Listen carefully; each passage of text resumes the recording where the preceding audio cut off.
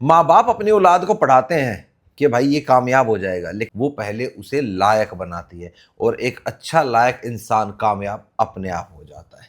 ये सच्चाई है। आपको लगेगा कि भाई पढ़ते हमसे नहीं, लेकिन मेरा ये मानना है कि पढ़ाई आपको लायक बनाती है, अगर आपने ढंग से करी है तो। अब नकल नुकल मार के करी है या पर्चे आपकी किसी ने कराया तो अलग बात है भाई, नहीं तो अगर आपने ढंग से करी है तो आपको लायक इंसान ज़रूर बनाएगी, आपने उस चीज़ को समझा है तो। लेकिन अगर नहीं समझा तो भाई फिर कामयाब होना मुश्किल है। हालांकि कोई ना कोई भाई कैसे ना कैसे करके हो ही जाता है, लेकिन पढ़ाई कराने के बाद माँ बाप का फर्ज पूरा नहीं होता।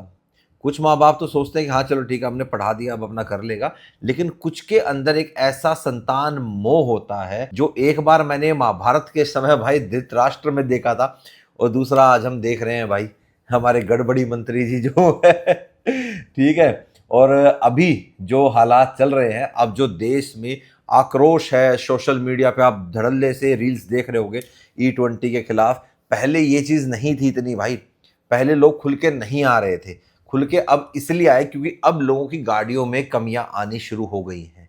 जो E20 उनकी गाड़ियों में डला था उसने अब असर दिखाना शुरू कर दिया है। दिसंबर 25 से इन्होंने ऑल ओवर इंडिया रेगुलर कर दिया था, दिसंबर से लेके और अब जुलाई चल रहा है, 7-8 महीने में तो भाई रिपोर्ट सही आ जाती है। लेकिन जहां से रिपोर्ट असली आनी थी वहां से अभी तक आई नहीं है। और अब मजाक ये चल रहा है कि सब कुछ लागू करने के बाद मंत्री जी ये कह रहे हैं कि मैं तो पेट्रोलियम मंत्री नहीं हूं भाई, मैं तो सड़क परिवहन मंत्री हूं। तो भाई कौन सा आपकी सड़क, आपके हाईवे बढ़िया चल रहे हैं? हमने जब शुरू में देश के अंदर इतने बढ़िया हाईवे बनते देखे भाई, ये भी बन रहा है, ये भी बन रहा है, कनेक्टिविटी इतनी अच्छी होती जा रही है। मुंबई एक्सप्रेसवे को भाई कितने सालों से हम सुनते आ रहे हैं बनेगा बनेगा बनेगा। मैं खुद इस इंतजार में बैठा हूं कि ये हाईवे हमारा दिल्ली से मुंबई तैयार हो जाएगा तो भाई बाय रोड इसको करके आएंगे। ये तैयार क्यों नहीं हो रहा है? कहां कहां मटक रहा है? इतने साल लग गए। हालांकि मुकंदरा हिल्स के आसपास टनल्स वगैरह बन रही हैं, उनको छोड़ दें, उसके अलावा कहाँ देरी है, किस चीज़ की देरी है? और जो बन रहे हैं जिनमें ये ताबड़तोड़ लगे, अरे अरे इसको फटाफट बनाओ फटाफट बनाओ, वहां पे भाई गड्ढे हो रहे हैं। अभी रिसेंटली आपने देखा होगा दिल्ली देहरादून वाले हाईवे के ऊपर एक ट्रैवलर जा रही थी, खड्डे भाई साहब, पोथोल इतने बड़े बड़े हैं। ओ भाई साहब वो तो शुक्र मानो उसके अंदर रिम थे, तो रिम बेंड हो गया। किसी गाड़ी का ऐसे लगा होता और उसमें लॉय होते तो अलॉय टूट जाता, चाहे वो कितना भी मजबूत हो, किसी भी कंपनी का होता। और फिर हम कमी निकालते रहे, देखो देखो अलॉय टूट गया। ऐसे नहीं भाई, वो खड्डा देखो कितना जबरदस्त है। ये तो सिर्फ दिल्ली देहरादून एक्सप्रेस की बात है, और ऐसे बहुत से हाईवेज है जहां गड़बड़ी चल रही है। मंत्री जी, बीआरओ भी रास्ते बनाती है, लेकिन बीआरओ के रास्ते पे ना तो हमारे को टोल मिलता, और जितने बनते हैं उतने बढ़िया मिलते हैं। लेकिन एनएचआई में रोड बाद में मिलता है, टोल पहले मिलता है। क्यों जी? और इतना महंगा महंगा टोल। और वो तो चलो ठीक है, जो बंदा ज़्यादा ट्रैवल करता है एनुअल पास बना लेता है। आपने 3,000 रुपये का किया था, उसको भी बढ़ा के 3,075 रुपये का कर दिया। यार एक बार में सुई लगा के खींच लो ना सारा, है काम ही मुक जाएगा। धीरे धीरे धीरे धीरे मतलब देश के नागरिकों के साथ जो चलता जा रहा है ये, और जो हो रहा है, ये कहाँ का न्याय है गुरु? लेकिन वही बात है, ऊपर वाले की आवाज़ में लाठी नहीं होती, जवाब देना पड़ेगा।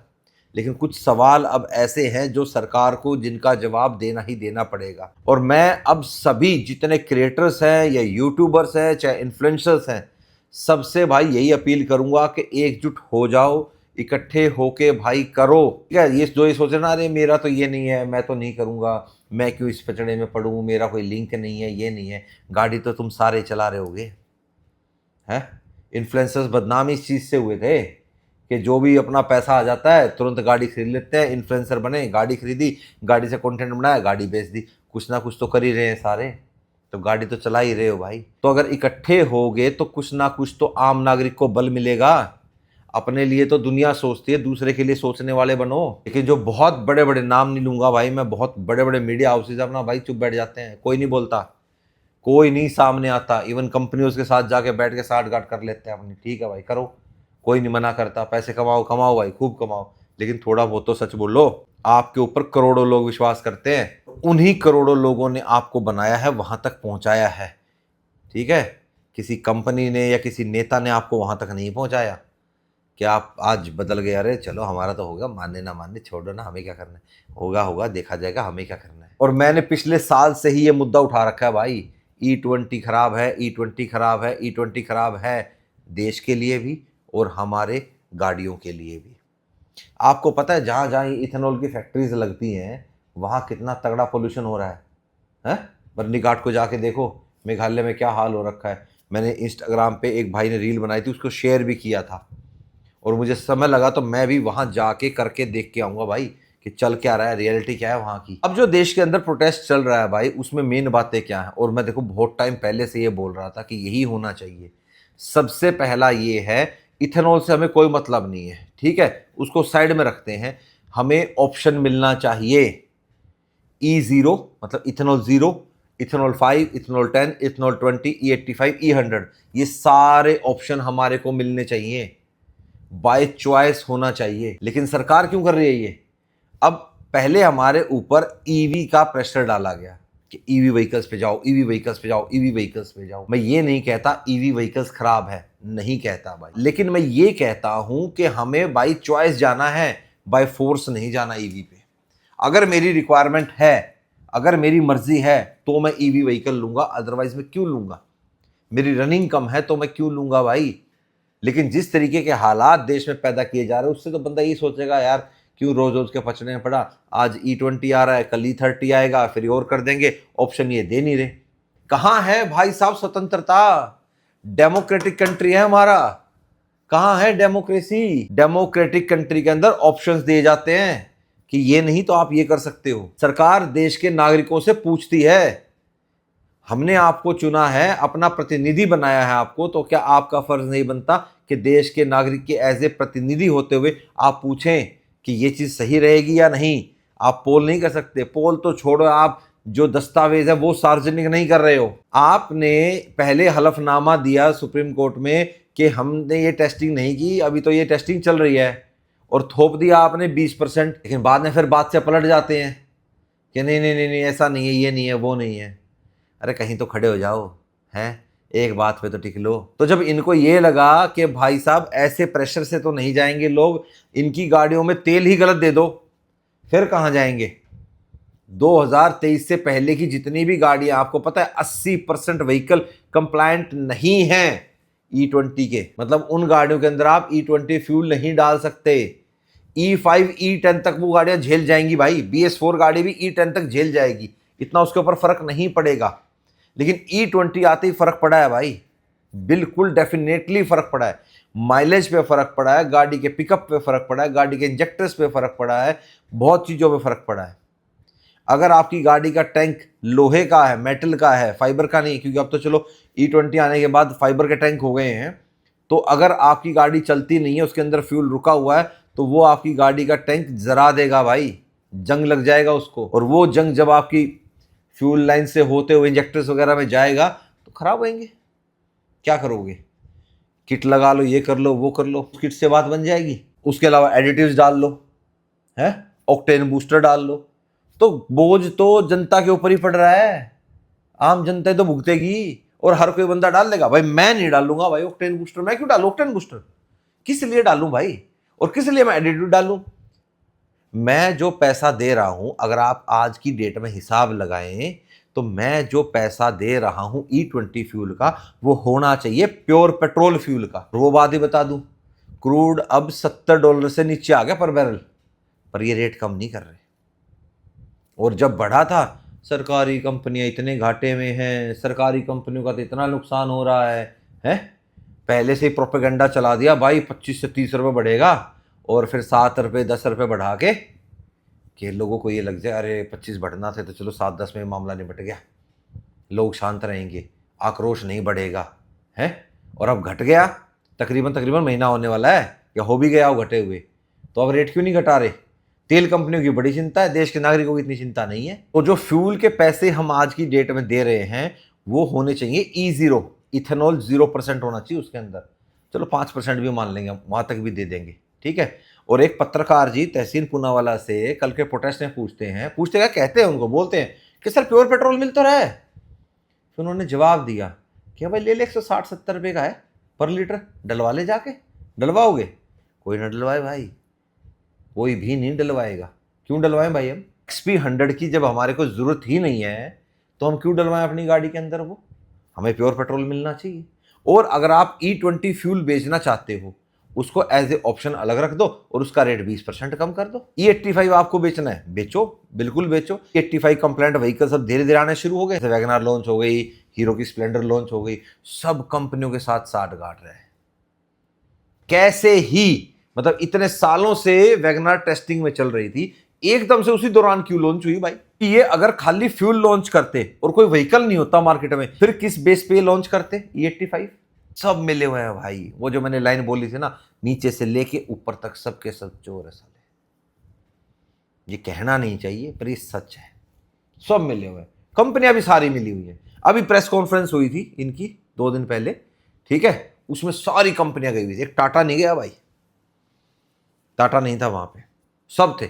मारुति, हुंडई, किया, टोयोटा, सब थे भाई वहां। ऐसे मान लें कि 60 गांठ नहीं है, हैं वहां पे जो ये बोलते हैं। तो मैं कह रहा था ना, पढ़ा लिखा होना जरूरी है। तो जब इनको पता ही नहीं है, इनको डिटेल्स ही नहीं पता, इन्होंने जो एक्सपेरिमेंट जनता के ऊपर डाल दिया, पहले खुद की गाड़ियों में करते, 10, 20, 50, 100 गाड़ियों के ऊपर एक्सपेरिमेंट करते कि ये गाड़ियों के अंदर अगर हम E20 फ्यूल डालेंगे तो इनका असर कैसा दिखेगा, क्या क्या खराबी आएंगी गाड़ी में। करा इन्होंने नहीं, खुद तो भाई लेटेस्ट गाड़ियां घूमते हैं। कोई बात नहीं, पुरानी होगी बदल दो भाई, इनके जेब से जा रहा है, सरकारी खजाने से जाता है। और सरकारी खजाना कहाँ है? आप और हम जो टैक्स भरते हैं उससे पैसे आते हैं। इनको क्या फर्क पड़ेगा? कोई फर्क नहीं पड़ेगा। ये कहते हैं किसानों को लाभ होएगा, हम भी किसान हैं भाई, हमें तो कोई लाभ नहीं दिख रहा। 3 रुपये 75-80 पैसे तो दूसरा गन्ना बिकता है पर किलो, क्या ही फायदा मिलता है? और अगर सारे किसानों ने गन्ना, कॉर्न, मेज ये सब उगाना शुरू कर दिया, देश के अंदर पता है आपको कितनी बड़ी फूड ट्रेजेडी आ जाएगी। पानी कितना लगता है? 2500 से 10,000 लीटर पानी लग जाता है भाई साहब। और जो इथेनॉल बनने के बाद जो गंदा मल निकलता है वहां से, वो जो नदियों में, जमीन में, जहां पे भी जाएगा, वो उसको भी जहरीला बनाएगा। तो ऐसी क्या आफतान पड़ी है कि भाई साहब इथेनॉल ही चाहिए आपको, कि पीछे पड़ना ही पड़ना है। ब्राजील का आप एग्जाम्पल देते हो, ब्राजील को 50 साल लगे थे E20 तक आने में, और आज भी उस देश के अंदर 30 साल 40 साल पुरानी गाड़ियां चलती हैं, क्योंकि वहां पे इथेनॉल ब्लेंडेड जो फ्यूल है वो एज ए ऑप्शन दिया जाता है। E5, E10, E20 etcetera etcetera जो भी आगे मिलते हैं। हमारे यहाँ ऑप्शन तो है नहीं, यहाँ तो बस सीधा थोप दो। क्यों भाई? हमें एज ए ऑप्शन दे दो। उसको लगेगा जैसे मेरे पास हाईराइडर है, वो E20 कंप्लायंट है, मैं डलवा लूंगा E20 कंप्लायंट, मुझे दिक्कत ही नहीं आएगी क्योंकि मेरी गाड़ी E20 कंप्लायंट है। और अगर मुझे लगेगा कि भाई मुझे थोड़ा सा और बेटर करना है अपनी गाड़ी को, तो फिर मैं E0 वाला डलवा लूंगा। E0 में और अच्छी परफॉर्मेंस देगी वो गाड़ी, नॉकिंग का साउंड नहीं आएगा, गाड़ी साइलेंटली चलेगी, गाड़ी का पिकअप बढ़ जाएगा, गाड़ी की माइलेज बढ़ेगी। इथेनॉल के चक्कर में पूरे देश का बंटा धार करके मानोगे, बिना सोचे समझे जो डिसीजन लिए जाते हैं उनका यही हाल होता है। देश बर्बाद हो जाएगा। और जो आने वाले टाइम में आप कह रहे हो ना, मैं 10% 15% आइसोबुटनेल मिलाऊंगा, देश के ट्रांसपोर्टरों ने हड़ताल कर दी ना, चक्का जाम कर दिया, सारी इकोनॉमी धड़ल्ले से आके गिरेगी नीचे, उठे उठाए नहीं जाएगी इकोनॉमी, ये बता देते हैं भाई पहले ही।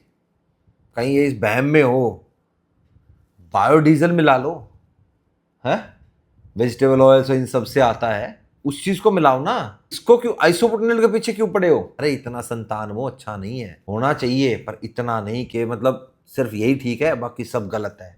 नहीं, कुछ तो सोचो, कुछ तो इंसानियत रखो अपने अंदर। लेकिन अब जब लोगों ने भाई साहब बहुत ज्यादा आक्रोश दिखा दिया है और सवाल पे सवाल पूछे जा रहे हैं, मैं तो पूछ ही बहुत समय से रहा हूं भाई, ठीक है, पूछ भी रहे हैं, सलाह भी दे रहे हैं, सब कुछ है, तो अब कह दिया मैं तो परिवहन मंत्री हूं। और हमें भी अभी पता लगा कि हरदीप पुरी जी हमारे पेट्रोलियम मंत्री हैं, जो ये कहते हैं कि भैया रेसिंग कार्स के अंदर भी तो डलता है, जो 80% देश में गाड़ियां चलती हैं वो रेसिंग कार है सारी। रेसिंग कार की ट्यूनिंग अलग होती है, इंजन अलग तरीके का होता है, सब कुछ अलग होता है। और वो जब पिट पे आती है ना, तो उसकी मेंटेनेंस में पता नहीं क्या क्या चीजें चेक की जाती हैं एक रेस के अंदर ही। तो रेसिंग कार तो चला रहे हैं हम आम आदमी, हम आम गाड़ियां ही चला रहे हैं। तो आम गाड़ियों के लिए आम फ्यूल ही चाहिए, आपका गन्ने वाला जूस नहीं चाहिए हमारे को। एक न्यूज आपको देता हूं, मे भी शायद आपको पता हो, भूटान ने डिनाई कर दिया है इंडियन फ्यूल को। कौन से? E20 ब्लेंडेड वाले को, कि हम नहीं लेंगे ये वाला फ्यूल आपसे। भूटान लेता है हमसे तेल, लेकिन उसने अब मना कर दिया, कहीं और से ले लूंगा भाई, वो देश का चल नहीं रहा है। जिन देशों में इथेनॉल ब्लेंड नहीं होता वो क्या चल नहीं रहे हैं?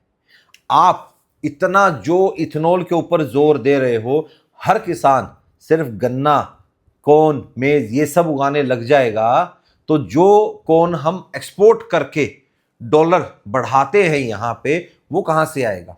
आप कहते हो ना हमें डॉलर की निर्भरता घटानी है, ये करना है, वो करना है, हम क्रूड पे डिपेंडेंसी घटाएंगे। अरे भाई साहब, दुनिया चल रही है, गिव एंड टेक पॉलिसी होती है। कुछ आप एक्सपोर्ट करोगे, कुछ आपको इंपोर्ट करना पड़ेगा, है? कुछ आप इंपोर्ट करोगे, कुछ आपको एक्सपोर्ट करना पड़ेगा। अगर आपको देश का खजाना बढ़ाना है, देश की इतनी चिंता है, तो एक्सपोर्ट हब बनाओ इंडिया को। इतने हमारे नौजवान हैं, उनको रोजगार दो, नई नई इंडस्ट्रीज पैदा करो, हैं? नए नए तरीके लाओ कि हाँ इस चीज में आप पैसा लगाइए। छोटे छोटे चीजों में लाओ। हर किसी बंदे का बड़ा करोड़ों रुपए लगा के धंधा करने का भी नहीं होता। 10-20 लाख का भी कोई धंधा करने का उनको रोजगार दे दो कि भाई किसी के पास 5, 10, 15, 20 है तो आप ये चीज करके आप पैसा कमा सकते हो, ये चीज बनाओ, ये चीज हम एक्सपोर्ट करेंगे। अरे और भी तो दुनिया है भाई। कोई नहीं मिला रहा आइसोबुटेनॉल। अपने आसपास के भी जितने देश हैं ये अपना बायोडीजल मिलाते हैं, और तुम्हें तो आइसोबुटेनॉल मिलाना है। आइसोबुटेनॉल अगर मिल गया, ट्रकों की माइलेज वैसे ही कम होती है, चाहे ट्रक हुए, बस हुए, ट्रेन हुई, जो भी हुआ, ट्रांसपोर्ट कह रहा हूं, मेन बात है ट्रांसपोर्ट। ट्रांसपोर्ट एसोसिएशन की अगर हड़ताल हुई, चक्का जाम हुआ, या आगाह किया जा रहा है आपको पहले, तो देश की इकोनॉमी ठप हो जाएगी और फिर उठाने में हंगा लग जाएगा। फिर काटते रहना इतने इधर उधर देशों के चक्कर, ये करना है, वो करना है। मेरी तो अभी भी सरकार से हाथ जोड़ के विनती है कि हमें ऑप्शन दिया जाए E0, E5, E10, E20, E85, E100। Pure petrol भी दे दो आप, स्पीड 97 भी दे दो, और हमारे को XP100 भी दो। ठीक है, ये हमारे को ऑप्शन मिलने चाहिए। जो दस्तावेज आप सार्वजनिक नहीं कर रहे हो वो करने चाहिए। उसके अलावा जो गाड़ियां खराब हुई हैं उनका जिम्मा कौन लेगा? कंपनियों ने मना कर दिया हम वारंटी नहीं देंगे, इंश्योरेंस कंपनी ने मना कर दिया हम क्लेम नहीं देंगे। क्यों भाई साहब? उस बंदे ने एक्सटेंडेड वारंटी भी लेकर रखी है ना, तो उसने पैसे दिए हैं वहां पे, इंश्योरेंस कंपनी को भी उसने पैसे दिए, तो क्यों नहीं मिलेगा उसको क्लेम? ये सारी चीजें सरकार को देखनी पड़ेंगी। कार खाली ये अंडशंड पॉलिसी बनाने के लिए नहीं है, देश को आगे बढ़ाने के लिए भी है। ये कुछ वास्तविकता थी भाई जो मेरे को आपको बतानी थी इस वीडियो के माध्यम से। और आजकल ऐसा भी हो रहा है भाई कि जो E20 से रिलेटेड वीडियोस रहती हैं यूट्यूब पे, में भी, क्योंकि मैंने जब भी अभी लास्ट में 2-4 वीडियोस ऐसी दी हैं तो रोक दिया जाता है भाई उन वीडियोस को। बाकी मैं आप सबसे ये कहूँगा कि अगर आप वीडियो पसंद करते हैं, आपको इस वीडियो से कुछ लगा हो कि हाँ भाई है, कुछ बात है या दम है, तो इस वीडियो को ज़्यादा से ज़्यादा लोगों के साथ शेयर ज़रूर करना। कि मिलेंगे अब आपसे नेक्स्ट वीडियो में। Till then bye bye, take care and live the life to fullest. जियो भाई, जी लो, ये तो चलना ही है। बाकी इस बार देश में जो आक्रोश है वो होना चाहिए भाई। इकट्ठे रहेंगे तो मजबूत होंगे और सरकार को हम ये फैसला वापस लेने पे मजबूर भी कर पाएंगे।